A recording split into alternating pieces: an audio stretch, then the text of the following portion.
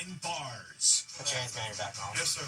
National outrage after he stabbed a 6-year-old boy to death. Released after just 10 years behind bars for good behavior. How did this happen? Then, Target Halloween. Thieves stealing giant Halloween skeletons. I have video footage of somebody stealing your Jack Skellington. Plus, subway surfing crisis. Now girls are losing their lives riding the top of trains. How authorities are using drones to help stop the subway surfing stunts inside the command center. And bomb scare. We have a situation, so we unfortunately are going to have to deboard this aircraft. Cops say he called in a bomb scare because he was late for his flight. He hoped the plane would return to the gate so that he could board. Plus, is this guest on a popular podcast about to commit a heist? Look, she left in the middle of the round table. Credit cards, IDs, cash out of our purses. The police bulletin just issued. Then, $150 for a rock. It's so cute! The prank fooling everyone across America. It's $150. Oh my gosh. Did they really trick Gayle King and Oprah? Did you say they're $175? I'm going to order something. Now, Inside Edition with Eva Pilgrim. Hello and thanks for joining us. Back behind bars, there was outrage after a 6-year-old boy was brutally stabbed to death during a home invasion, and the killer was set free after serving less than half his sentence. Now, he's back in custody just over a week after his release. Ann Mercogliano spoke with the boy's still grieving family. Put your hands behind your back, Ron. Yes, sir. It's the moment a child killer is put back behind bars. What's going on? Ronald DeSantis was arrested Thursday in Florida, 8 days after his release triggered a national outcry. The 42-year-old maniac brutally stabbed to death 6-year-old Logan Tipton during a home invasion outside Lexington, Kentucky in 2015. He claimed he had a psychotic break and could not remember the murder. A jury found him not guilty of murder by reason of insanity, but sentenced him to 20 years for assault. Incredibly, good behavior earned him an automatic early release. Ronald DeSantis served less than half of his 20-year sentence. How did this happen? DeSantis turned up 750 miles away in Ocala, Florida, but cops say he failed to register as a felon within 48 hours as required. Sheriff's deputies moved in, and get this, he was living next to an elementary school. When somebody does something that violent, that vile, that evil, why would they be allowed back? We have a hard time as voters, as citizens, as human beings, understanding that. The slain boy's sister Coral and father Dean told me about that night of horrors when the killer broke in as the family slept and targeted little Logan. I was holding him in my arms, and he took a final breath and closed his eyes, and he was gone. Knowing Logan's killer is back in custody again is some comfort for his grieving family. Things need to change. There is no accountability for who killed my son. Florida officials are now working on extraditing Ronald DeSantis back to Kentucky. It's one of the most popular Halloween decorations this year, a 13-foot skeleton towering over homes, and they aren't cheap, costing hundreds of dollars. But as Les Trent reports, the skeletons are now being targeted by thieves. It's a Halloween heist, and how? This thief is stealing a 13-foot tall Jack Skellington decoration. The giant outdoor figure is put up every year at this home in Corona, California. Jack! I know, it's Jack! It's based on the character from the movie The Nightmare Before Christmas. I'm the master of fright. Despite its enormous size, this guy hauls it away and ends up loading it onto the roof of his car.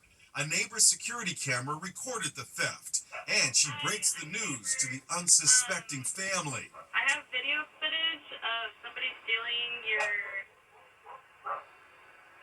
Jack Skellington. The homeowner comes out. They took it?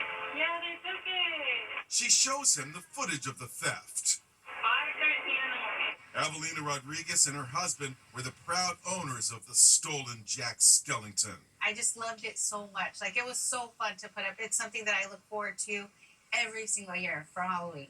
Giant Halloween decorations are a coast-to-coast phenomenon. Check out these huge skeletons at this house in Scarsdale, New York. Thefts of elaborate and expensive Halloween decorations are a big problem. This woman grabs a giant skeleton off the front lawn and tries to load it into her car. And someone tries to take off with this glow-in-the-dark skeleton. Now, Jack Skellington gets jacked. And here's a traffic jam you don't want to be in. This was the scene in China as a 36-lane highway is brought to a standstill. 10 million cars heading home after a national holiday. Hopefully they pack some snacks and a lot of patience.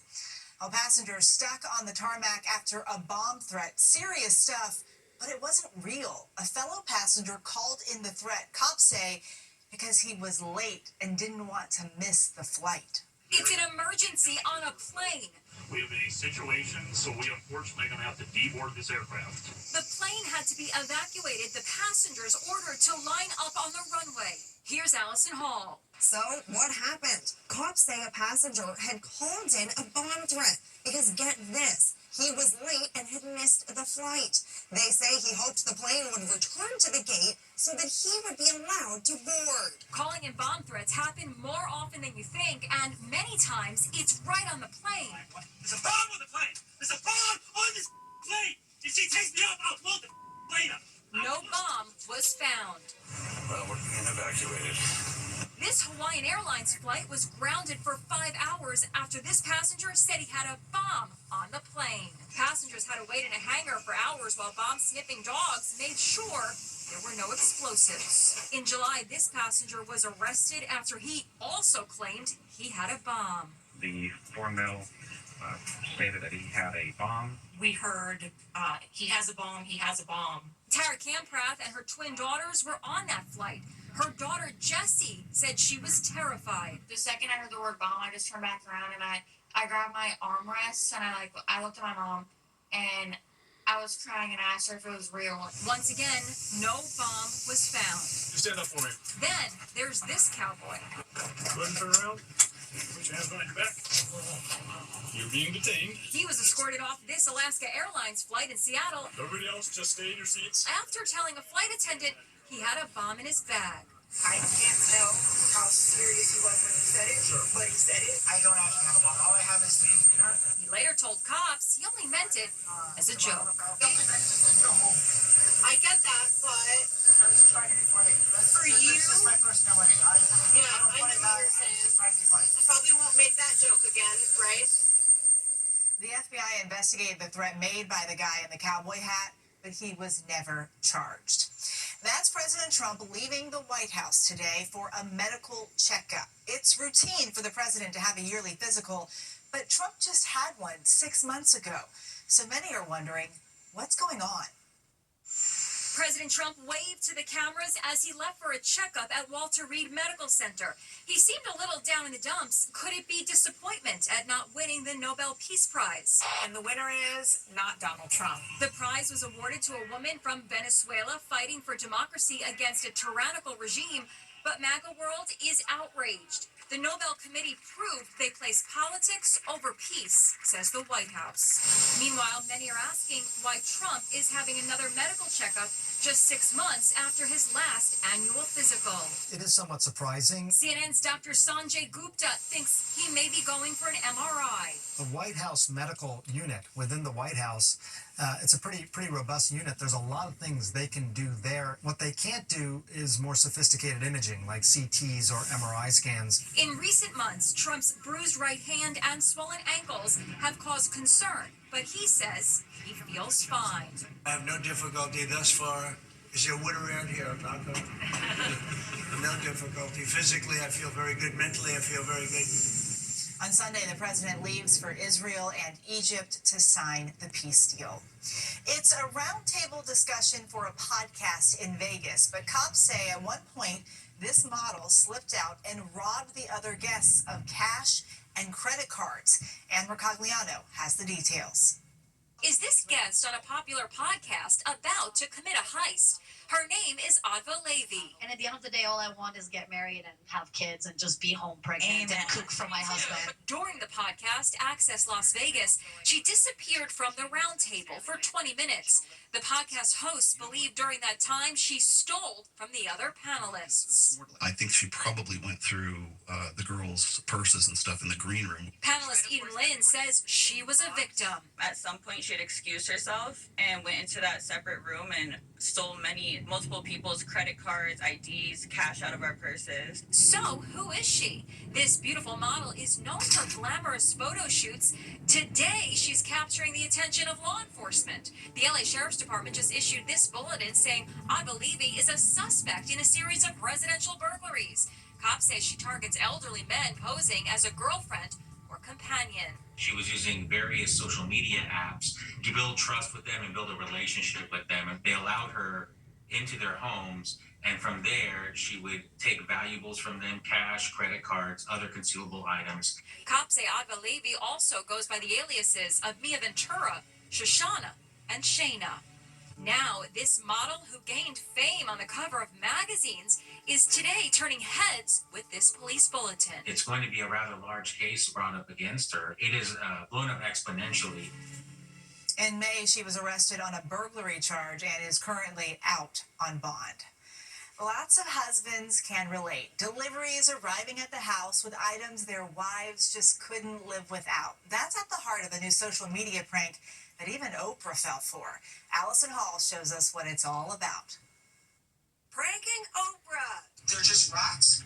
They're rocks. Oprah is on FaceTime as CBS Mornings anchor Gayle King and Oprah Daily creative director Adam Glassman try to convince the TV titan that these rocks are from the upscale store Anthropologie. They're $900 normally, but they're willing to give them to us for $175 because they'll have them back in stock for Christmas. Did you say they're $175? I'm going to order some because I got a little table upstairs I actually need something for. Turns out it's a prank.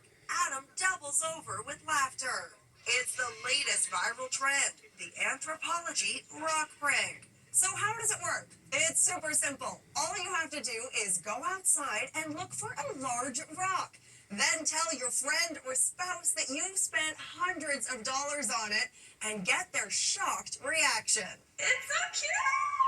If you spend $500 Look at how cute this would be on your mantle. piece of earth, I promise you. This is not just any piece of earth. This is Anthropologie rocks. You bought a rock. Phoebe Adams started the trend when she pranked her boyfriend Daniel. It was $150. Oh my gosh. You don't post to be like, oh, our video's gonna blow up and go viral. So when it does, you're like, oh my god, like this is it's so cool. Now even Oprah's falling for it. And Anthropologie is joining in, pretending to sell rocks in their stores with $1,000 price tags.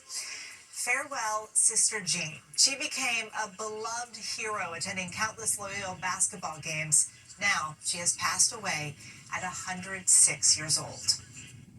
She was the queen of March Madness. She is a treasure on that campus in Chicago. Sister Jean, as she was affectionately known, was the beloved mascot of the Loyola Chicago basketball team. She's still here at every game and does the prayer before the game for Loyola. Good gracious God. She first captivated our attention during March Madness in 2018 when the team made the Final Four in a huge upset. You got Final Four team. There she was on the court, the team chaplain, getting hugs from the players. When they cut the winning net, they gave Sister Jean a piece. She showed off her t-shirt and even received a Final Four ring. She was front and center at game press conferences. Want me to wait for something? Her 100th birthday was proclaimed Sister Jean Day in Illinois. When she was 103, she shared with Inside Edition one of the keys to her longevity. Just that I love what I do, and so when you come to work and every day and like what you do, that's very important. Sister Jean, forever remembered as the ultimate team mascot. And she will be missed. We'll be back with more Inside Edition after this. Next, subway surfing crisis. Now girls are losing their lives riding the top of trains. How authorities are using drones to help stop the subway surfing stunts inside the command center. And security Security Scare for a Grammy-winning singer. Inside Edition with Eva Pilgrim. We'll be right back. It's beyond dangerous. High schoolers jumping on top of New York subway cars to go on high-speed rides. West Trent has more on a growing problem. Girls joining the trend with fatal results. It's a dangerous stunt that's hard to imagine. Riding on top of a New York City subway. It's called subway surfing, and authorities say it's happening just about every day. 12 teens died doing the stunt in just the last 2 years. The latest 2 deaths have stunned a city. 2 girls ages 12 and 13 struck in the head as they strode on top of a moving subway car. Their lifeless bodies were discovered on top of the train car when it pulled into the station. Joseph Galata is chief of transit for the NYPD. They got up on top of the train, and while they're surfing in the middle of the night, they strike their head on a beam and both died. This video shows one victim on top of a steel beam as the subway passes below. Another video shows one of them laying on the tracks and recording the train passing right overhead. 12-year-old Zemfira Mataroff and 13-year-old Eva Marina snuck out of their homes after midnight to go subway surfing after meeting online. By 3 a.m., they were dead. That night, we had to tell 2 parents that they lost their children. Subway surfing has been around for decades, but there's a boom lately fueled by social media. These videos show teens running on tops of moving cars, seemingly oblivious to the outrageous danger. NYPD is cracking down using drones at elevated stations like this to monitor the roofs of trains to stop the thrill seekers before they end up killing themselves. The video is live streamed back to a command center where immediate action can be taken if someone is detected on top of a moving train. Most subway surfers are between 13 and 15 years old and are either going to or coming home from school. They're not cutting school. They're actually pretty good kids that go to school, get good grades. There's a whole subculture here of subway surfing. Subway surfing is a misdemeanor punishable by a $500 fine and up to 90 days in jail. Still to come. Security Scare for a Grammy-winning singer. Security rushes to help singer Billie Eilish. Scare for Grammy-winning singer Billie Eilish. A fan yanks her violently, pulling her to the ground. It happened during a concert in Miami as the 23-year-old singer was greeting fans behind a barricade. Her security team rushed over and shoved the fan away so Eilish could continue on with the show. And how's this for post-game glory? That's New York Giants running back Cam Scatterbo channeling his inner Hulk after his team's upset victory over the Super Bowl champions, the Philadelphia Eagles. He was joined by Thursday Night Football analyst Ryan Fitzpatrick to celebrate the big win with a chest bump. And the crowd goes wild. There we go. And with that. And that's our Allison Hall on the red carpet. She moderated a panel with the cast of the hit CBS show Elsbeth for Breast Cancer Awareness Month. This is my first Breast Cancer Awareness Month as a survivor myself, so it's really meaningful. Great job, Allison. Oh, we love her. Coming up, the mom ready for Halloween. Finally, trick or treat with mom. Can you guess what mom is for Halloween? She's her teenage son's messy bedroom. It's all here. Snacks, cups, dirty clothes, even an empty container of ice cream. The perfect Halloween costume that moms everywhere can appreciate. Wonder how it smells. We'll see you next time.